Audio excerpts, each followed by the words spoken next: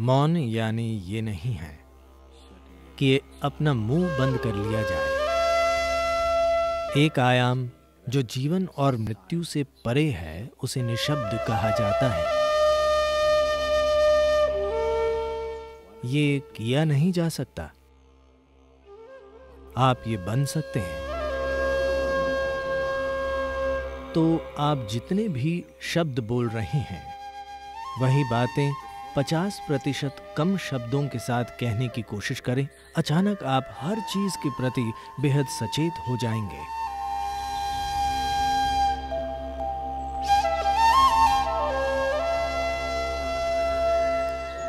हवा की अपनी ही आवाज है, पानी की भी,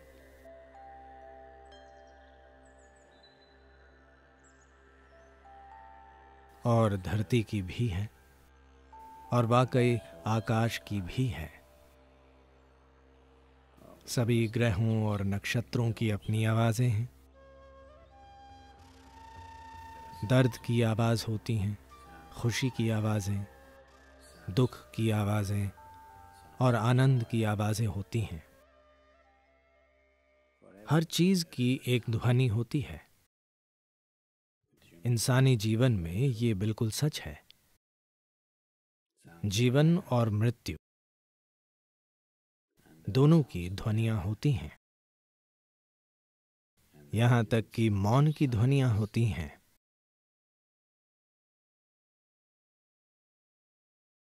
तो ध्वनियों का जटिल मेल है।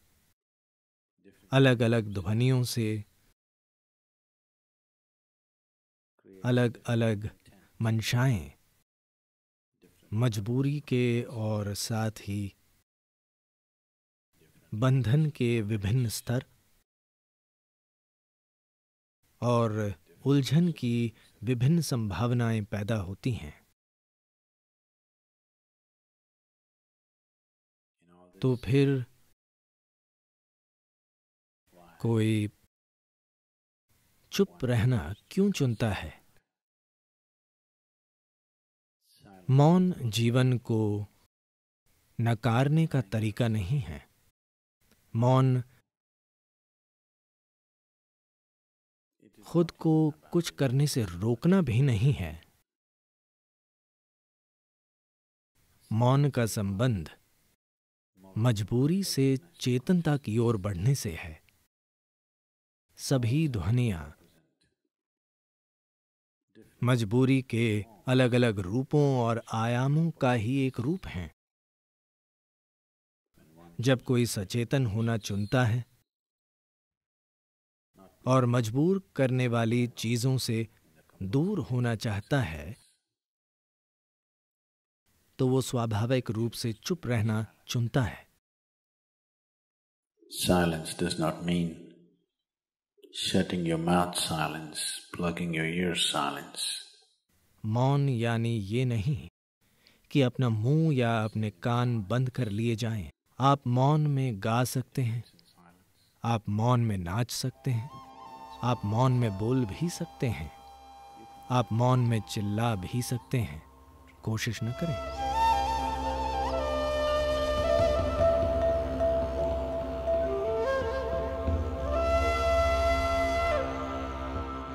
यानी ये नहीं कि जब सभी चुप हों तब चिल्लाना। वो मौन में चिल्लाना नहीं होता।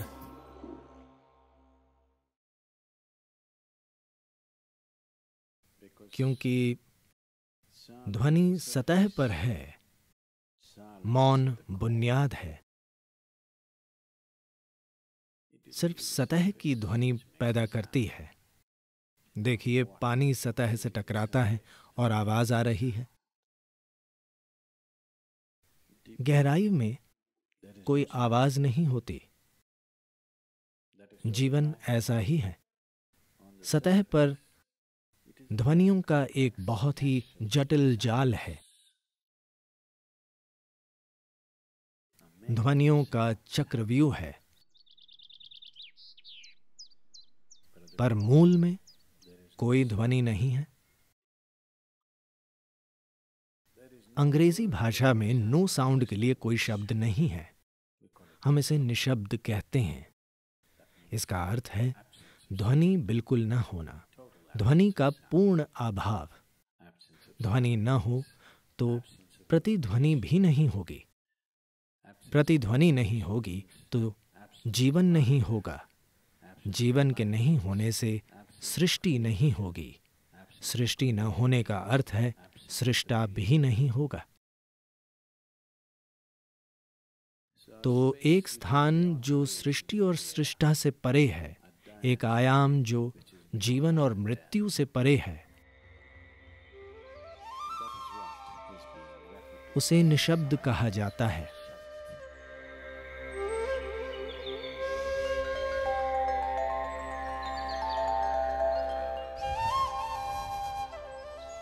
ये किया नहीं जा सकता, आप ये बन सकते हैं।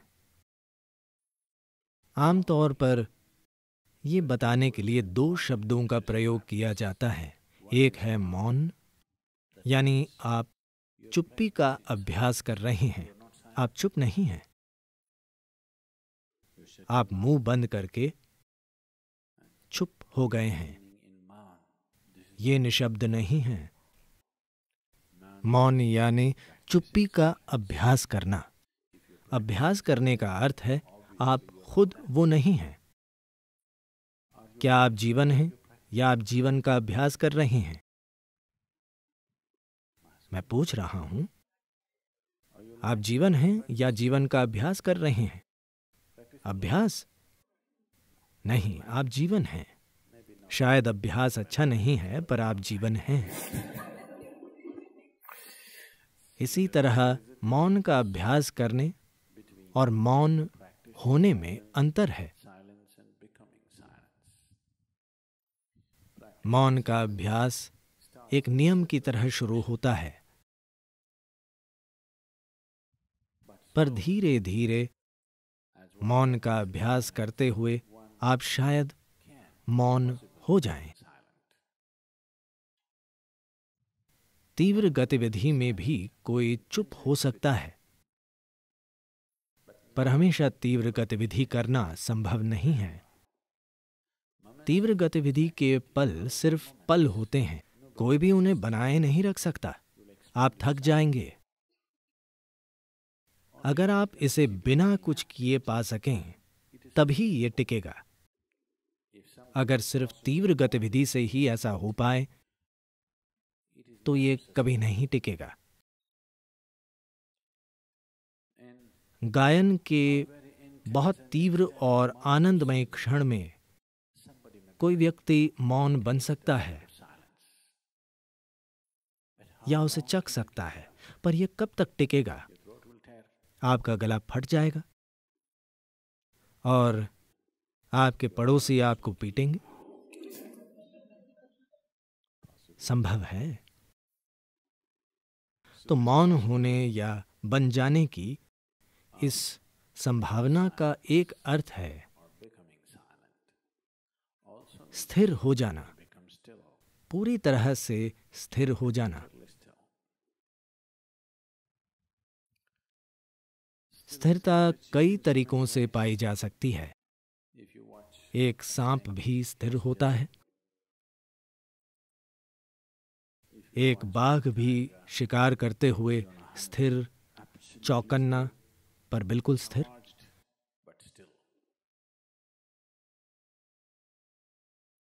ये स्थिरता के विभिन्न आयाम हैं जिनका काम जीवन चलाना है। अगर सांप हिलेगा डुलेगा तो मारा जाएगा। अगर शेर स्थिर नहीं रहेगा तो उसे भोजन कभी नहीं मिलेगा। ये जीवन चलाने की चीजें हैं।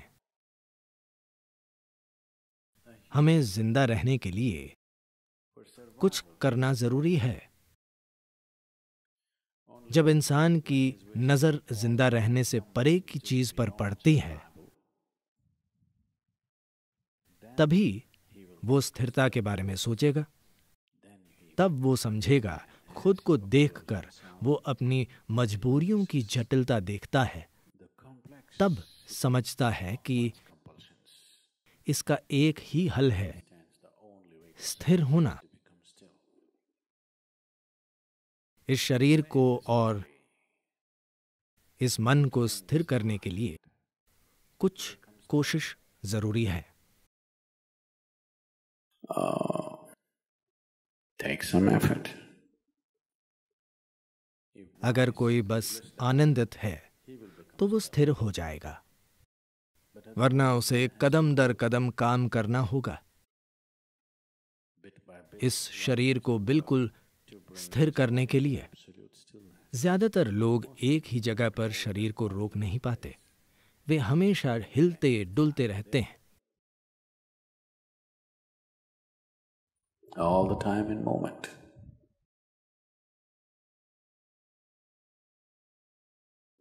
As it is said, a man is ill only because he does not know how to be still.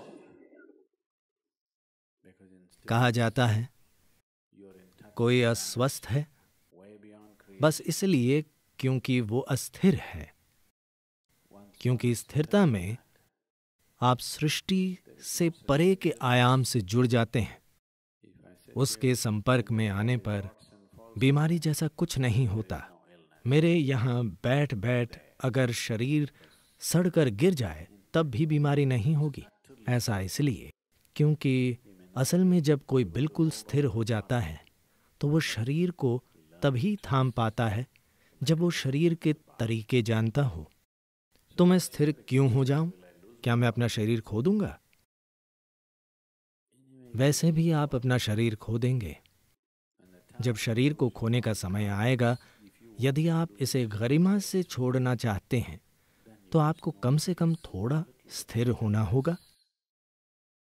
अगर आप अपने शरीर को वैसे ही नीचे रखना चाहते हैं जैसे इस कपड़े को नीचे रखना, उतने आराम से, उसी सुंदरता के साथ, तो आपको खुद में कुछ स्थिरता लानी होगी, वरना आपको और आपके शरीर को अलग करना होगा, जो एक बदसूरत चीज होगी। आपका शरीर से जबरदस्ती अलग किए जाना एक बदसूरत और दर्दनाक काम है। अगर आप इसे नीचे नहीं रख सकते तो आपके जीवन में कोई कृपा नहीं है।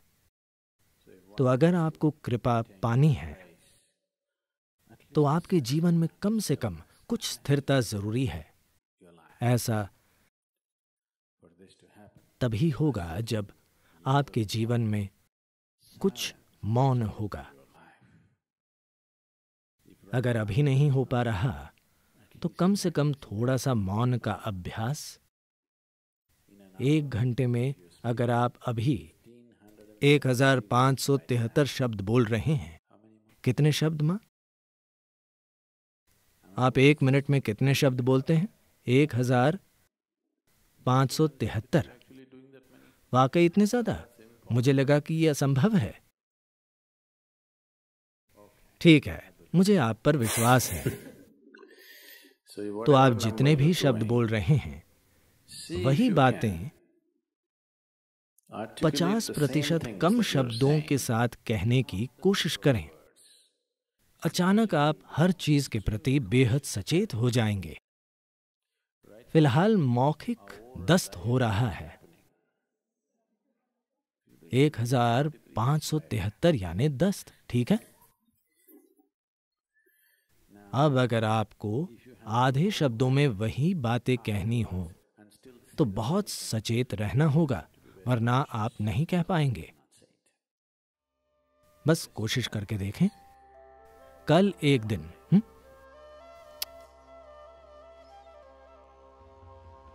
1 घंटे में आमतौर पर आप जितने शब्द बोलते हैं उसे आधा कर दें।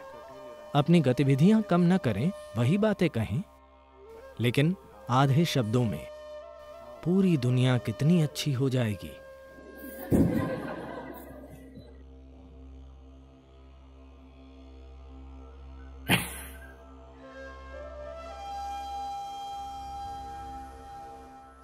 दुनिया अद्भुत हो जाएगी अगर कल हर कोई ऐसा करे तो।